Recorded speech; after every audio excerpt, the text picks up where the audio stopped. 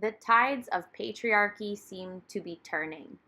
Revived from the 1970s lesbian separatist movement, the phrase, "the future is female," became a modern rallying cry for the empowerment of women during Hillary Clinton's unsuccessful presidential bid in 2016.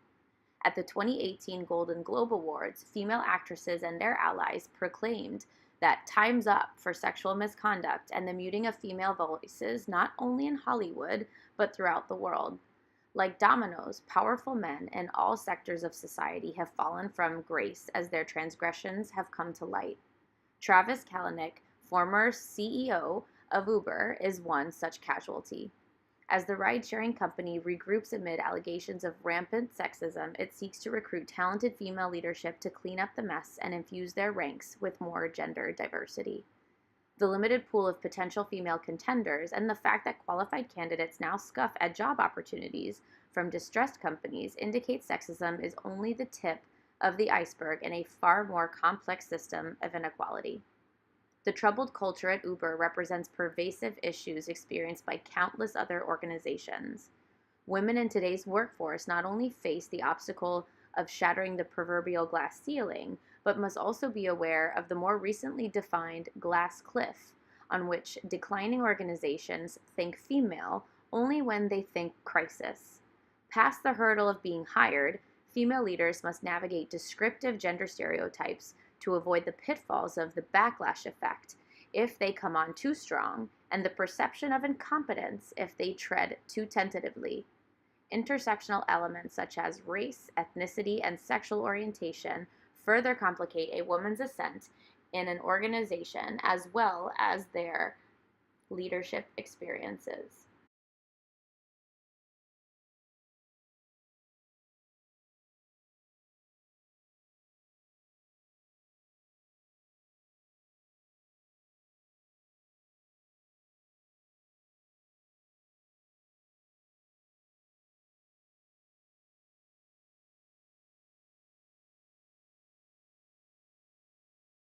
Let's talk about what led to this report in the first place. Again, the former Attorney General brought on in his new capacity as a partner with Covington Burling, the Washington, D.C.-based law firm.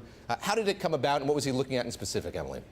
David, there have been so many controversies, one after another. It's hard to remember what actually led to this report in the first place, but it was a blog post by a former Uber engineer named Susan Fowler, who accused a manager at Uber of sexual harassment. And she went on to detail how human resources allegedly ignored her reports and prioritized this particular manager because he was a top performer and didn't take any action. After that blog post went public, Travis Kalanick quite quickly said, "This is not acceptable at Uber. This is not what we stand for. We are launching a full-fledged investigation." And that's when they brought in the former U.S. Attorney General to take a very close look at what has been going on at the company. We know that they closely examined more than 200 complaints, that in some of those complaints they took action. Some of those complaints they are still examining. We also know that the head of business, Emil Michael, was ousted from the company as of yesterday. The Uber board met in Los Angeles, close to Travis Kalanick's family home yesterday, to talk about this report, to talk about all of these issues, and that's when they made the decision that Emil Michael would be leaving the company. Travis Kalanick, meantime. In the case of Uber, not only do we see the capacity for influence that leadership has on an organization, but we see how toxic leadership can damage even the most successful of organizations. Leadership, like many concepts, is a social construction. In their research on the social construction of leadership, Roush, Gassetti, and Mahorik suggest that leadership, from theory to praxis, is so immersed in traditional dominant white male truths that the construction of the inner eye has limited opportunity for multiple perspectives to emerge and change the social realities that foster marginalization. We can apply this theory to Uber's senior leadership team and how this explains the gender fault lines that existed under Kalanick and how it contributed to a caustic work environment for women at Uber.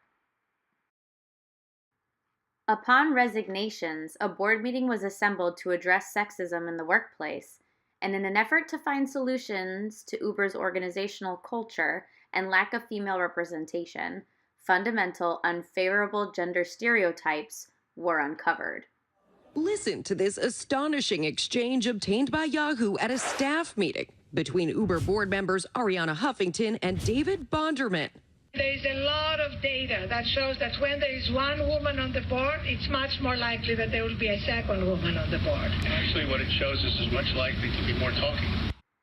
Given the rampant toxicity at Uber and countless other companies in the United States, we posed the following questions as we began research for this project.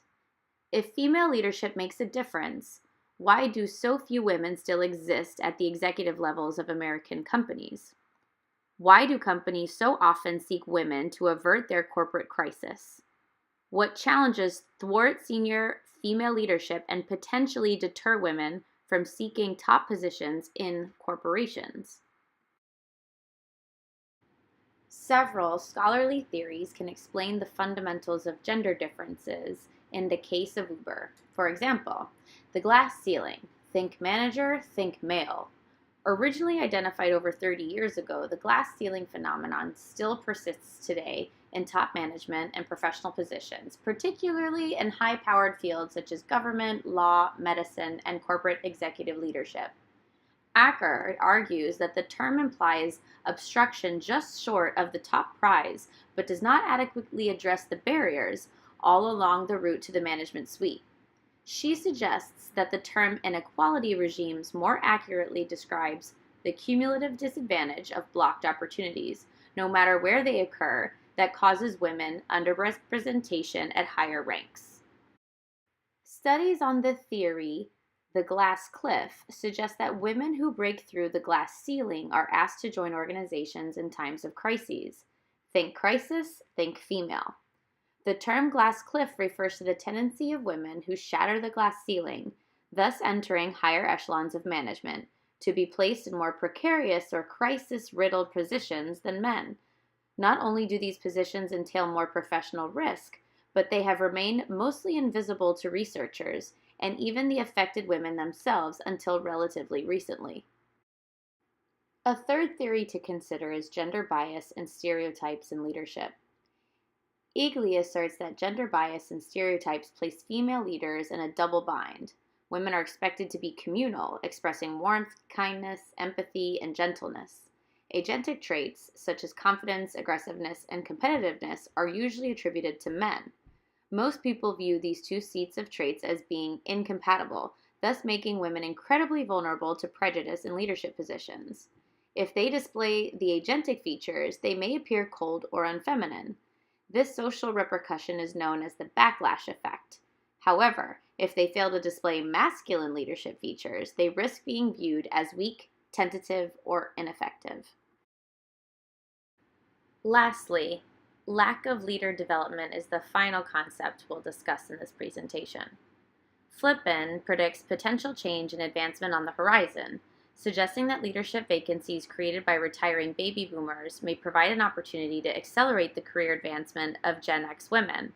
Her studies indicate that obstacles they face include underappreciation for the importance of networking, or family, or other obligations that conflict with certain informal networking activities, such as golfing or attending social gatherings after business hours.